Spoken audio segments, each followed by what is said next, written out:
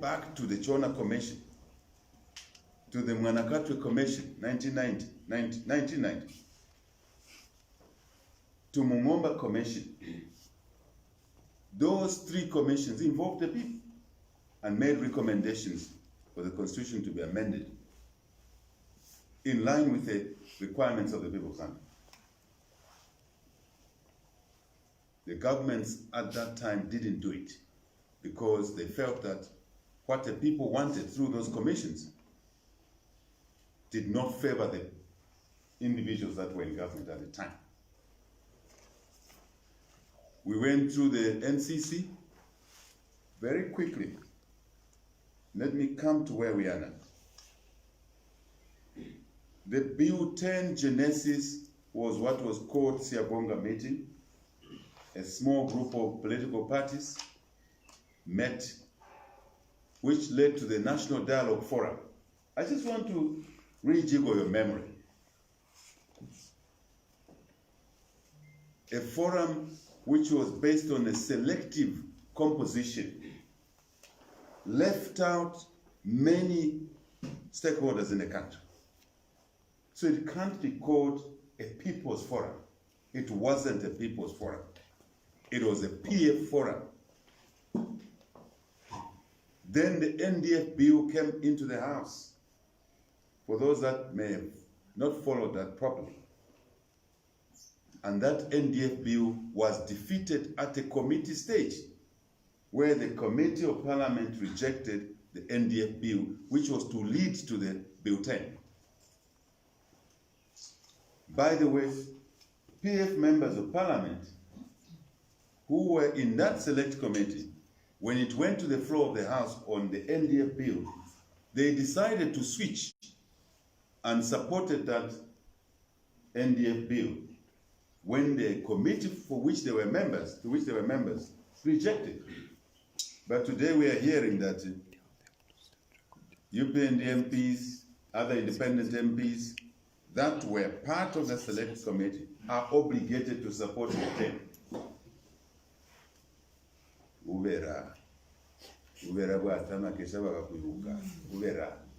Lies, deception, double standards. So the first issue we are raising, so that we can close this debate, the process left out the people that own the constitution. Constitution is not owned by UPND, it's not owned by PF, it's not owned by any political party, NDC, ADD, my brother here. No. It can only be constructed by the people, for the people. This was not done under this process that led to Bill 10. Panavahas, my fellow citizens, please, let's put that aside and stop petting around it. This constitution excluded the people that own the constitution. And therefore, on that account alone, Bill 10 cannot be supported. Just if that was the only issue for debate, Bill 10 cannot be allowed to proceed because it left out the owners. The owners did not construct it. It was constructed by a small group in the PF by and large. And they are surrogates political parties. Don't we know them? We know them, isn't it? Yeah. Yes. Those who always sing choruses even before the hymn is called out. They sing choruses for PF, even before PF calls the hymn. We in the Adventist church, you call hymn number 22. Then you can start singing because you know it. But for the PF surrogate parties, even before PF calls hymn number 22, they are already singing the chorus. For 30 pieces of silver. It's not even worth to call yourselves political parties. You should be embarrassed to define yourselves as political parties. Because you are not, you're just surrogates. But we know you. The people of Zambia now know who you are. Right? We've articulated that issue just to amplify it. The church, the Board of Christ, which is the largest grouping in this country, as a Christian country, all the churches, starting with the largest church in the country. I don't want to provoke a debate. The Catholics, through the Zambia Conference of Catholic Bishops, were they involved in constructing the hotel? Progressive civil society were not involved. The Law Association of Zambia was not involved. We in the right-thinking political parties seated here, and others who are not here, were not involved. So how can they claim that the people were involved? The people were not involved.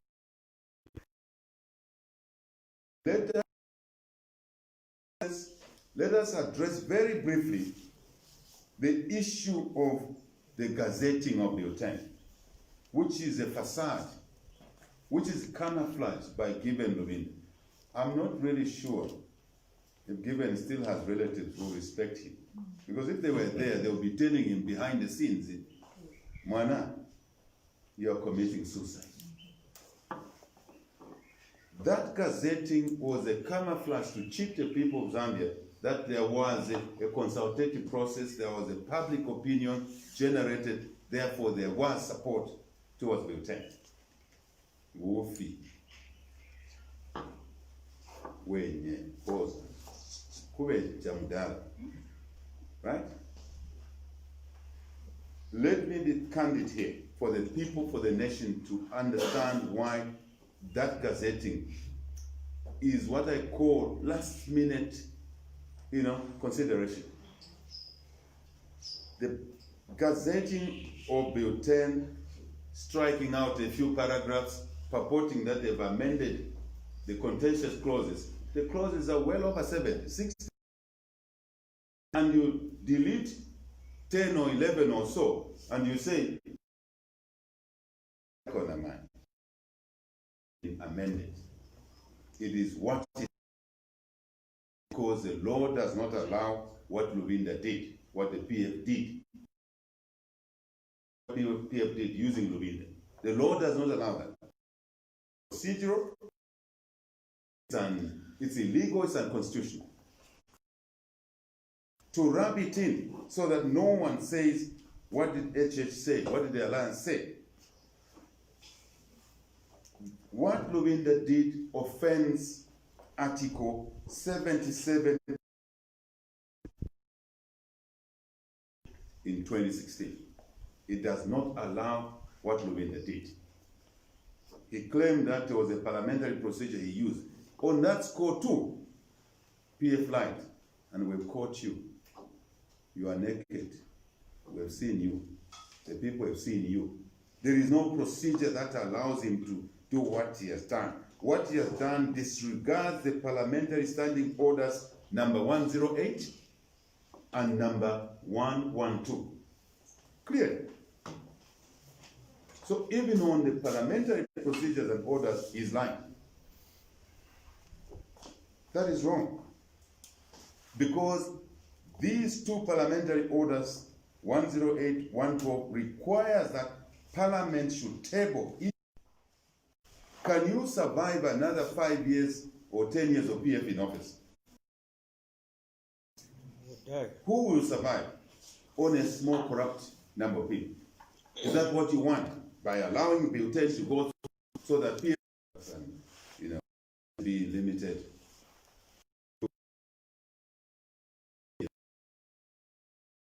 Who are PF members? Yeah. Okay, are we ready? I think we can just continue then. No, just finish. Yes. Just finish. We've been waiting for you. Our job is to communicate to the country. Yes. So if you guys cannot report, then what are we doing? Nothing. So just finish when you are ready, tell us. Yeah, that's great.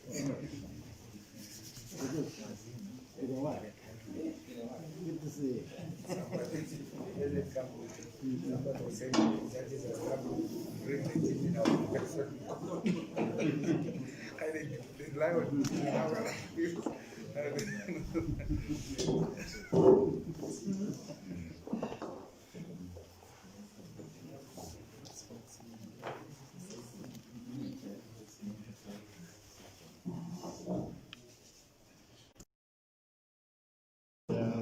small package. I'm only seeing one big TV. You don't need an OB van. No. and the antenna. I'm fixing an Big antenna. antenna. Maybe when you're It will take talking, 1 hour. you just see if you can just. Yeah, certain. Then we'll walk it You're out. looking It's at even more danger, difficult. so- And it's, Danger. just in the 2015 elections, to have a live broadcast, I used to have a big truck. They will come at night to fix their antenna.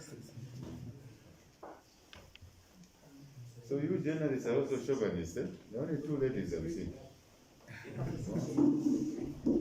Yeah, three. There are three. This one was very scared of COVID. He doesn't even want to come near anybody. No, actually four. So are we ready? Actually four. We just do an opening to introduce our viewers. That's fine. Okay, okay. But then hopefully you'll be completely ready. Just welcome everybody once again to the community house for the UPND President Hakainde Hichilema here in Lusaka, and we are live. We just want to thank each one and everyone who's present here today, this morning. And for those that are not here but are tuned in, since we are live, we ask that you share the link to those that may not know. We are live on President Hakainde Hichilema's page, and we're also live on President Kambwili's page and on President Okuko's page. We are also live now on the ADD Secretary General's page. So you are here this morning to get a very important press statement from the alliance partners. And our format this morning will be that we'll get statements from the presidents who are present today, and we'll ask questions from the members of the press. And the questions will only come from those who are from designated press houses. So, sorry about that. I need to shift this one.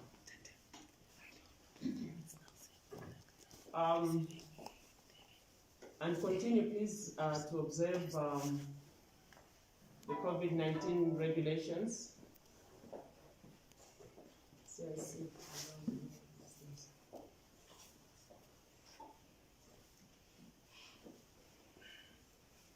Ensure that you continuously observe the COVID-19 regulations as set up by government in terms of ensuring that you have your masks on, only unless you're speaking. And even after the press briefing, we ask that you shall continue to observe the rules and regulations so that we are all safe in as far as our health status is concerned. Thank you very much. And now we shall begin. We've had a prayer from our national chairperson, Honorable Lungu. We've done that already. And so now I will now call upon the president, I'll call upon President Lukuku, who will give some opening remarks and then also introduce that is sitting in front of you. Thank you very much. President Lukuku, please return. I'd like to thank you, Madam, for the kind way that you have used this particular platform. We are the Opposition Alliance, and it is something that we are supposed to thank ourselves as Opposition Alliance members to see to it that it's almost 2 years down the line, we are sitting on the same table and we are addressing issues that are affecting our nation. So this is something that is very, very milestone for us as Opposition Alliance. My President, Dr. Chishimba Kambwili, President Hakainde Hichilema, will give us a very detailed guidance to the reason why we have gathered here today for this particular important time that we have. It's just important for me to mention that we have got the concern about the way the police are handling the political stage of this republic, because you are going to see that we are almost like going in a situation that we may refer to as a political lockdown as opposition. You are going to find that we as opposition political leaders, especially alliance members, we have got squeezed space when it comes to us talking to the masses, communicating our message to the masses. It is very, very difficult going under a political lockdown. You are very, it's unfortunate for us. And before I give my president to give keynote speeches on this particular platform, there is something that I would like to actually mention, which is very disturbing, and I'm talking about the way ZESCO have sold a piece of land around the Victoria Falls. People used to talk about selling the Victoria Falls, but the mass newspaper of yesterday reported that a very big piece of land around the Victoria Falls has been led to our colleagues from China, which is very, very detrimental. It's very, very negative as far as sovereignty and nationality of our republic is concerned. So this is what we are supposed to be asking as to why we are going to such directions. It's very, very unfortunate for our republic to see that a lot of those opening remarks. I'd like to introduce my gentleman at the far right there, Mr. Anakoka, that's the Secretary General of the ADD. President Charles Marupi is in the Western Province. We have got Dr. Chishimba Kambwili next there. We have got President Hakainde Hichilema, and I'm James, President of the RPP. I would like to invite President Chishimba Kambwili to give us the speech. Thank you so much. Thank you very much. You excuse me, I'll have to pull down my mask so that I'm audible. Extraordinary situations call for extraordinary action. And my taking off this mask is not that I do not respect the COVID pandemic, but this is an extraordinary situation that requires an extraordinary action. And I don't want anybody to miss my words. That's why I want to be as audible as possible. I hope President and my fellow leaders will excuse me. Countrymen and women, Zambia decided to be a multi-party democracy. We saw what was happening prior to 1991, that people had no respect for human rights, that government was doing things with impunity without consulting anybody. And because we wanted to have freedom of expression, freedom of assembly, freedom to protest, and also making that go with consultation and consensus, we decided we have to be a multi-party state.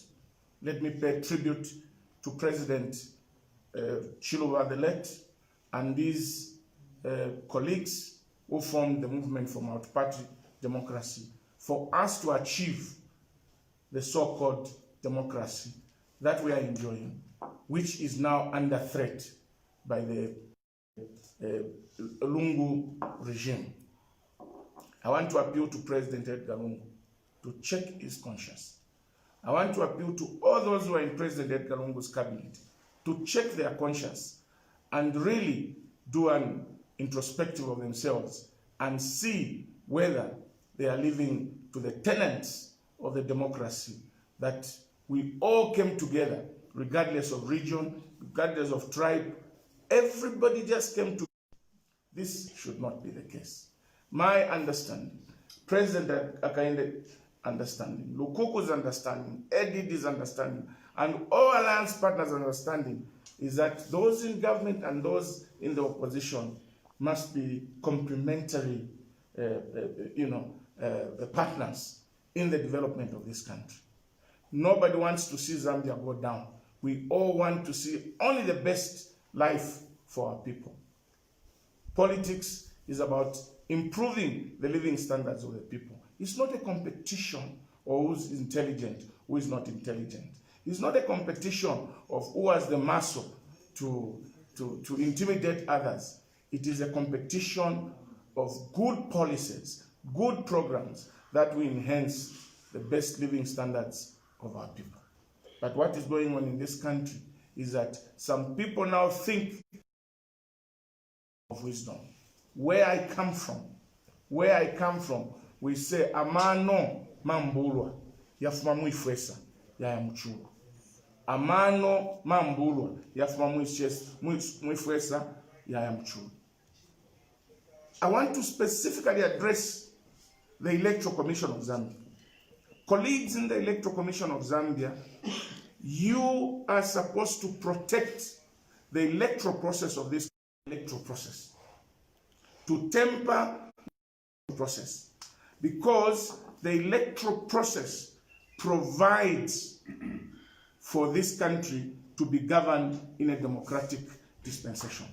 But what we are seeing now is that it appears the current Electoral Commission of Zambia as an agenda to assist those in government to move from multi-party participatory democracy to one-party state, which, look, we are talking of capturing about 9 million voters. Now tell me, what system are you going to use that is going to enable you capture all the voters within a period of 30 days? What system you use that is going to make you capture 9 million voters within a period of one month? For us in the Alliance, we believe that this is one way of trying to differentiate the people of Zambia from voting. And this, we are not going to sit and watch. We are calling upon those in government to seriously consider calling more people. We don't want anybody to play with the electoral process of this country. We want fairness. And obviously, our core as Opposition Alliance, as NDC, as UPND, and our other partners, is that the registration of voters must be done within a period of 90 days, so that we give each and every Zambian an opportunity to register and be part of the 2021 election. And when you analyze, countrymen and women, October is a serious farming period. Most of the people will be preparing their fields in order for them to have food security. How can you call for registration of voters in October when people will be preparing their fields? In Northern Province, the Northern Circuit, Luapula, Muchinga, and the Northwestern Province, the rains start early and people start to cultivate their fields by October. Meaning, therefore, that nobody will be prepared to go and stand on a queue to register as a voter as opposed to going to prepare their fields. So you want people not to register, as many people as possible to register as voters, so that you can keep a few people on the register that you can manipulate. This we are not going to accept. We've already been told that the NRC registration has started to register as voters in 1 month. It doesn't add up. It doesn't add up. You can see with the electoral